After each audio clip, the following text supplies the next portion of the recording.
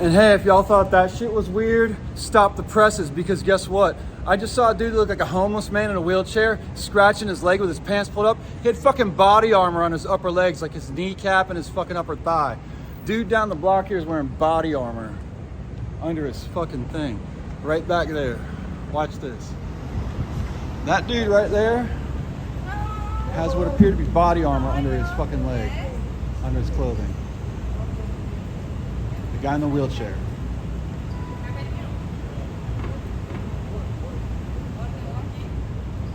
That guy looks like he had body armor under his shit. That's not a good thing if there's fake homeless people being fake disabled, and add to it that they're now faking shit, but they got body armor, and Donald Trump's calling for a unified Reich if he gets elected. Fuck you. How about that? We don't need no crackers running shit or racist pricks like you ever in government, let alone at the presidency ever again. You dumb asshole who ruined it for anybody who likes the color orange. Remember, 7 red stripes of blood. That's what they gave to the slaves. 7 red stripes of blood. And that's what our flag in the United States has. 7 red stripes of blood is what they gave to the slaves that didn't shut the fuck up and do what they were told. So, now that we've stopped the presses, everybody just go shopping.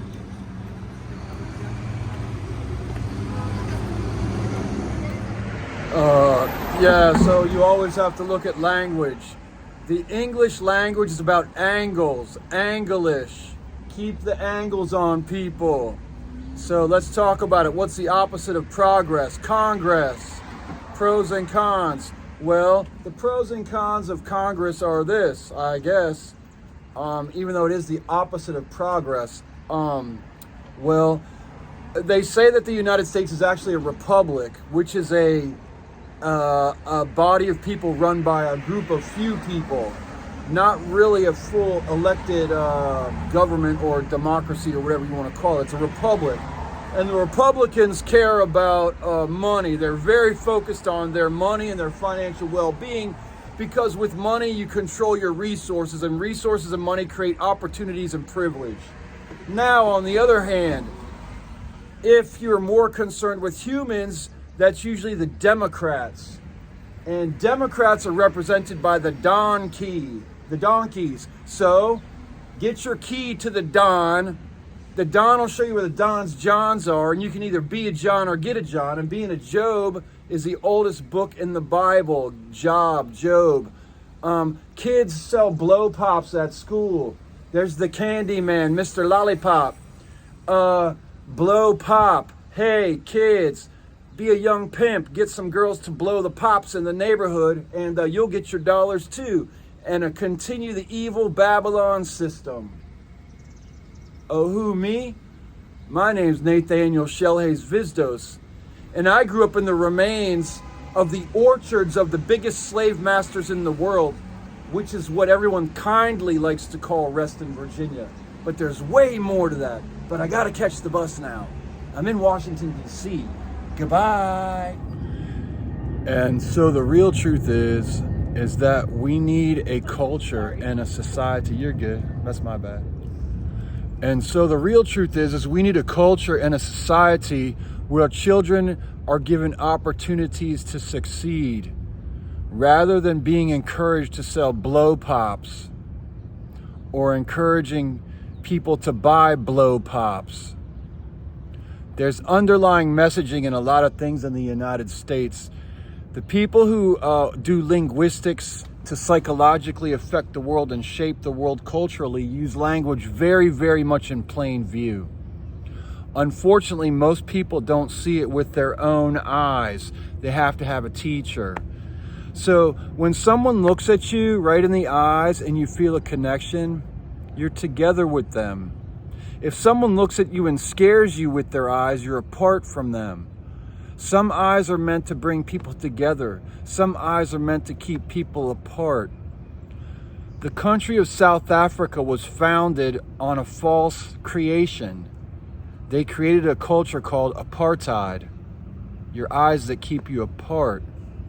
They created a new language called Afrikaans, which never existed before. We are currently looking at a huge global crisis with a few places that are secretly like this and a few places that are openly like this still in the nations of the world today in plain view. Specifically what's going on right now in Israel. Israel is a country that never existed before World War II.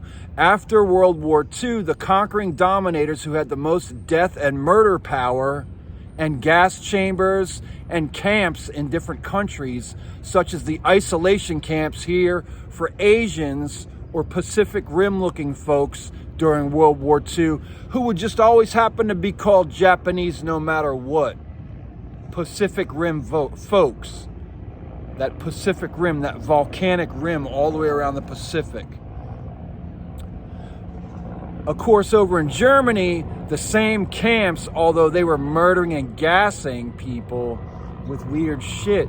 Now, let's talk about the church and what their missionaries did to Native Americans and other people throughout the world. Oh, I don't have to tell you about that, do I? Unfortunately,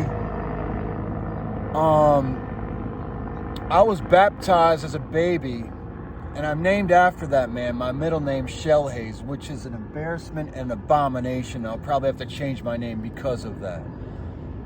And that man named Owen Shellhaze was a Jesuit priest, missionary, and monk in the Trobriand Islands of Papua New Guinea. Well, in Papua New Guinea as it's known today, the people there were called the Trobrianders by the conquering forces, the churches and all them.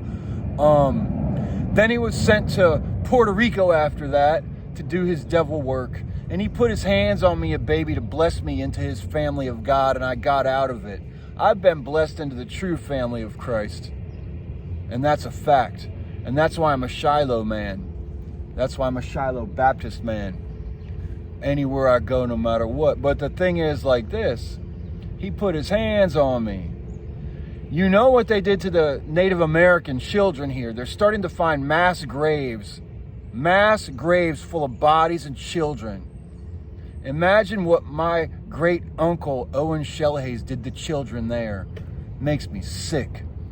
And so if I'm cursed in any way, that's definitely part of my curse, because I was blessed into some evil family that believes in doing evil shit to people.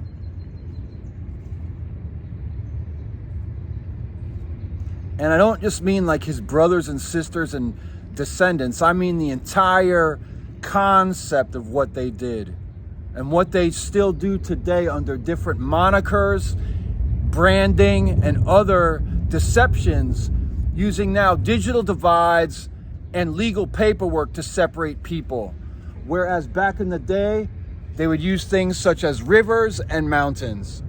Let's talk about Washington, D.C., which is actually here all around me. And if I walk just a few minutes that way, I can look directly at the Capitol Dome. Whoop-de-wow. And guess what they do in Congress at the Capitol Dome? Federal legislation. And when you start talking about that, an eagle flies over. And that eagle's called an osprey. Some people call it a seahawk. And growing up in Reston, Virginia, guess what? The Seahawk was our mascot. Oh, amazing. Oh, and by the way, I was thinking about it, right? Back in the day, they used to call people witches and burn them at the stake. Or they dunked them in water and put their head under and make them suffer. So guess this, who was the head dunking? Who was the one who said dunk or don't dunk? They would say, do you submit to the will of your Lord Jesus Christ? And put your head underwater and hold you till you're almost dead and your legs are shaking and your body's shaking. And then they pull your head out and they keep asking you. And then they do it until you stop shaking if you don't submit to the will of your Lord Jesus Christ.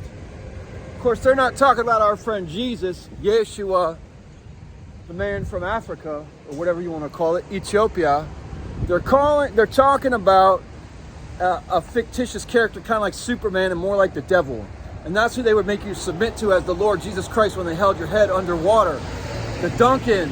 Who dunked people? The Dunker or the Duncan? I don't know, but who was the head Duncan? Who dunked the most? Who gave the orders? Who designed the plan to dunk people's heads underwater until they submitted?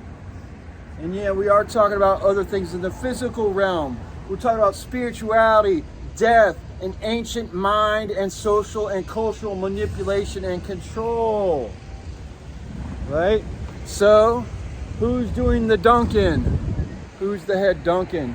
Sorry to put it that way, but it's not about donuts anymore. Check this out. If you don't listen to language and you don't use phonetics, then you can't really be a phonician. People have been using language to trick people for thousands and thousands and thousands and thousands of years. Now remember, who's in charge? Get your master's degree. Maybe you can get a PhD so you can call fat people fat with a PH so you don't feel bad about it afterwards. When really fat people should just realize that they're too fat and they need to do something about their own personal health rather than being slobs who then in turn figure out ways to make shitloads of money and sit on top of people until we fucking choke and die like Jabba the Hutt.